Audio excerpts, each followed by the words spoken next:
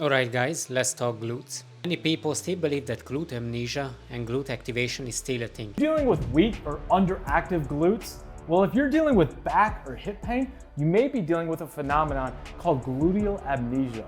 While it was more of a marketing exploitation rather than a science-based approach, it is still considered as a special sauce, a hack into glute gains. Sitting for a long time turns your glutes off and it causes amnesia, and the solution for that is low load training. But what is the science behind that? We know so much about motor unit recruitment from the Henneman size principle, saying the load will determine the amount and the size of the motor unit or the muscle bundle with its controlling neural complex. It is a fancy way to say that the heavier weight you lift, the more muscle you are using. We also know that muscles have two processes, atrophy and hypertrophy, and the light switch in between them is the stimulus what you get from training. So your body is either breaking down the muscles what you have or building it up.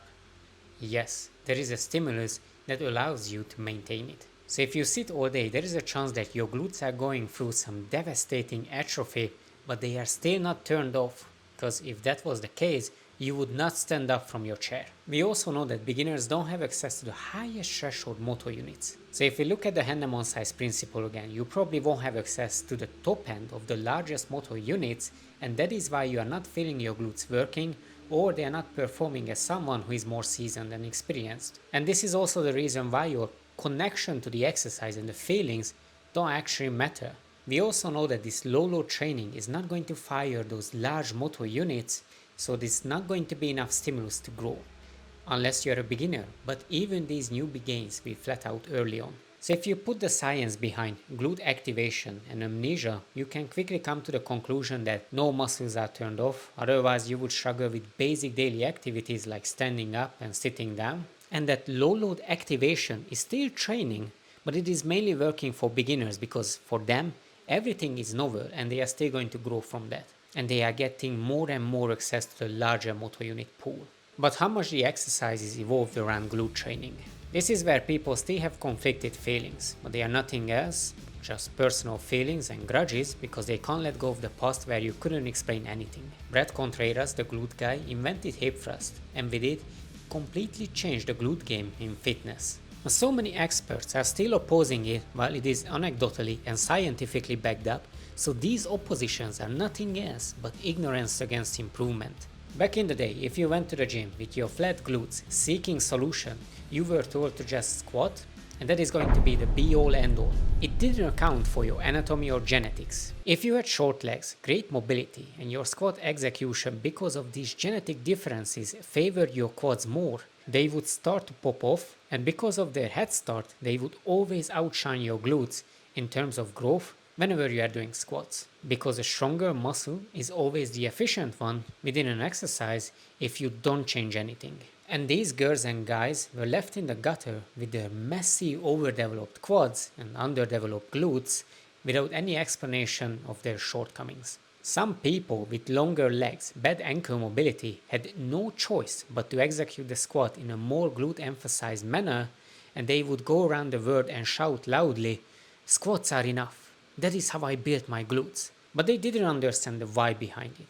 Why wouldn't it work for everybody? And that created the conflict. But the hip thrust came in and quickly dethroned squat as the main glute builder because it had no flaws. Whether you had short legs, great mobility, or long legs, poor mobility, it still just grew your glutes without discrimination.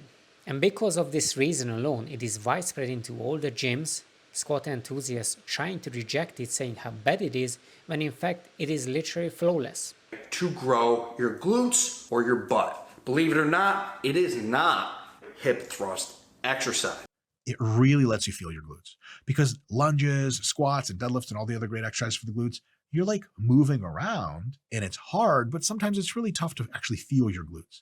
And some people have an issue where they can't really connect with their glutes that well. And as science improved, we understand more about leverages, stretch-mediated hypertrophy and its time-limited gains to mainly newbies and untrained individuals, and where an exercise is being trained based on resistance profile, but is a scientific term for where the exercise is fucking hard. We know that the glutes have amazing leverages for hip extension, and we also know that they are the strongest at the extended hip. So it is almost the opposite of every muscle you know. And hip thrust is loading that. Peak forces are going to be on you when you reach or approach lockout. Quads are not being meaningfully involved and the hamstrings are over-shortened so they don't experience any growth. Making this exercise one of the best ones for building your glutes and your glutes only. But what about the squat, the lunges, the stretch? Let's not downplay the role of stretch. You get extra gains from the titin stretching, and that starts sarcomerogenesis, as in adding sarcomeres in series. But once that reaches a certain point, the titin is not stretching anymore and it stops getting the extra growth. I made a whole video about this topic, so check it out if you want to learn more. So what if you maxed out all of these adaptations? Should you stop squatting, lunging, leg pressing? No. These adaptations go away just as quickly as you got them. So in order to maintain them, you will have to keep doing these exercises and you also have to get better at them. But let's look at a squat. We know that the glutes have great leverage till around 120 degree. Let's call it parallel to the floor. And after that they slowly lose it and the adductors gain it. But the peak resistance on you is at 120 degree. So if you want to maximize your glute gains, if you only go that far, you are already doing it. Going lower is going to shift the focus to other muscles, like your adductors.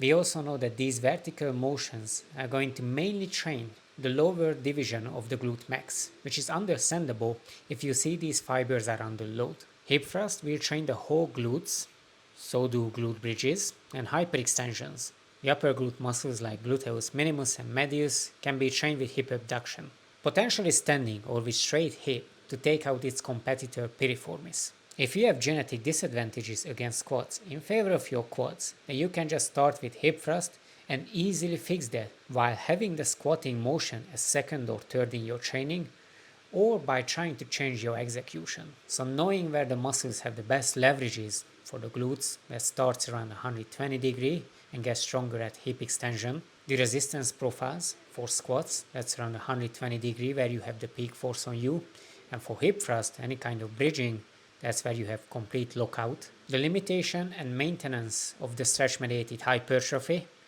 Do all of these answer the question? Is current science enough to build mind-blowing glutes? The answer is yes. Like, subscribe, talk to you in the next one.